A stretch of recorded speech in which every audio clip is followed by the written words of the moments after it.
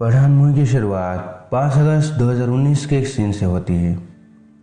पाकिस्तान के जनरल कादिर को अपनी रूटीन चेकअप के दौरान पता चलता है कि उन्हें कैंसर है और उनके पास सिर्फ 3 साल का वक्त है। तभी टीवी पे कश्मीर से 370 हटने का न्यूज़ आता है। जनरल कादिर इसे ऐलान जंग समझते हैं और एक third party contractor outfit x को इंडिया पे अटैक करने का कॉन्ट्रैक्ट देते हैं। आउटफिट एक्स को जिम ऑपरेट कर रहा था। मूवी आगे बढ़ती है और 3 साल बाद का एक सीन दिखाया जाता है जिसमें अफ्रीका के एक इनलीगल वेपन मार्केट में रफ़ी नाम का एक आदमी एक बहुत बड़ी मिसाइल खरीद रहा था। तभी उन्हें पता चलता है कि कोई आदमी रफ़ी को ढूंढता हुआ आया है जिसे वीआईपी चैम्बर में रखा गया है। आगे वीआईपी चैम्बर दिखाया जाता है जहाँ एक आदमी को बुरी तरह से कूटा जा रहा था। रफ़ी उससे मिलता है और उसे पता चलता है कि ये पठान है। रफ़ी को जोर का झटका जोर से लगता है क्योंकि उसके मुताबिक पठान तो 2 साल पहले ही मर चुका था। पठान रफ़ी को रुबीना के बारे में पूछता है। उसके बाद एक दमदार फाइट सीन आता है। पठान रफ़ी को हेलीकॉप्टर से बांध के वहाँ से ले जाता है।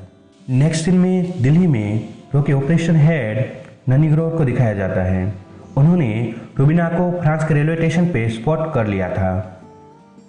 नन्ही मैम फ्लाइट में फ्रांस के लिए निकलते हैं। उस दौरान अपने साथी को पठान की स्टोरी सुनाते हैं। म्यांमार के एक मिशन में पठान जख्मी हुआ था और उन्हें दिल्ली की एक सिगरेट हॉस्पिटल में रखा हुआ था। उस दौरान नन्ही मैम उससे मिलने जाती है। पठान उसे अपने जोकर प्रोग्राम के बारे में बताता है जिसमें वह अपने बेस्ट लोगों को सिलेक्ट करके एक टीम बनाना चाहता था जिसका पूरा नाम था joint operation and court research. Next scene में जोकर के सारे मेंबर एक सिगरेट रूम में असेंबल होते हैं। तभी वहाँ पे कर्नल सुनील लुथा आते हैं। उन्हें इस टीम पर बिल्कुल भरोसा नहीं था पर पठान उसे कन्विंस करता है।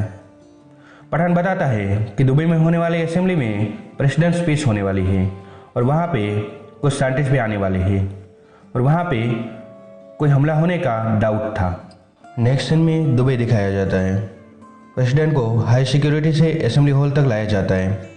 तभी पठान को क्लिक हुआ कि हमला प्रेसिडेंट पे नहीं साइंटिस्ट पर होने वाला है, पर तब तक में बहुत देर हो चुकी थी।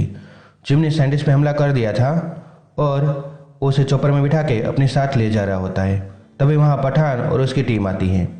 उन लोगों में काफ़ी फाइट्स होती है पर जिम साइंटिस्ट को लेके वहाँ से निकल जाता है। इस दौरान हमें यह भी पता चलता है कि जिम और कोई नहीं एक्स रो एजेंट है। एक मिशन के दौरान रो ने उसे और उसकी फैमिली को मरने के लिए छोड़ दिया था। रो के मुताबिक जिम मर चुका है और उसे उसके लिए मेडल भी मिला है, पर जिम अपनी फैमिली की मौत का बदला रो से लेना चाहता है। पठान जिम को रोकने के लिए स्पेन जाता है जहाँ उसे जिम के एक साथी आईएसआई एजेंट रुबीना के बारे में पता चलता है। उस दौरान पठान को जिम के आदमी चारों ओर से घेर लेते हैं पर रुबीना उसे बचाती है और उसे बताती है कि वो भी एक सोल्जर है और यहाँ पे अंडर कवर है। जिम को अपनी नेक्स्ट डिलीवरी रक्त बीज की मिलने वाली है जो एक खतरनाक केमिकल है। रक्त बीज को जिम के हाथों से बचाने के लिए दोनों रशिया आते हैं जहाँ पे एक सिक्योर वोल्ट में रक्त बीज होता है जिसे चुराने का दोनों प्लानिंग करते हैं।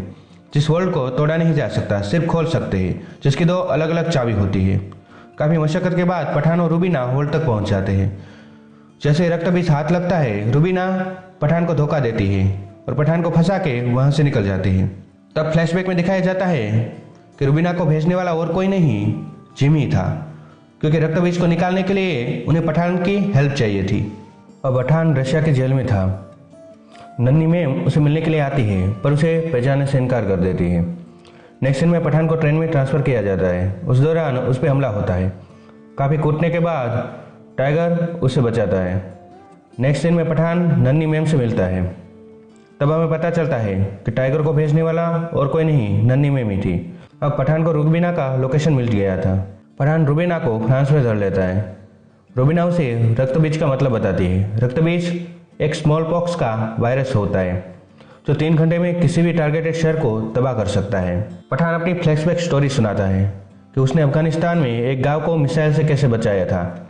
रुबीना भी अपनी स्टोरी सुनाती है कि उसके पिता को देशद्रोही समझ के पकड़ लिया गया था। उसके बाद उसने आईएसआई ज्वाइन किया था।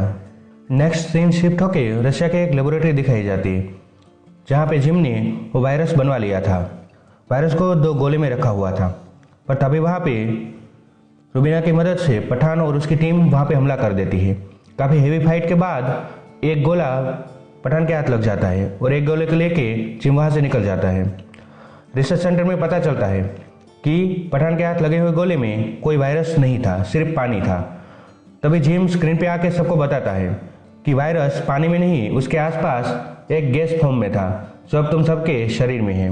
नन्ही मैम भी इसमें इन्फेक्ट हो जाती है। वायरस को फैलने से रोकने के लिए रिसर्च सेंटर को इन्फेक्टेड लोगों के साथ ही बम से उड़ाया जाता है।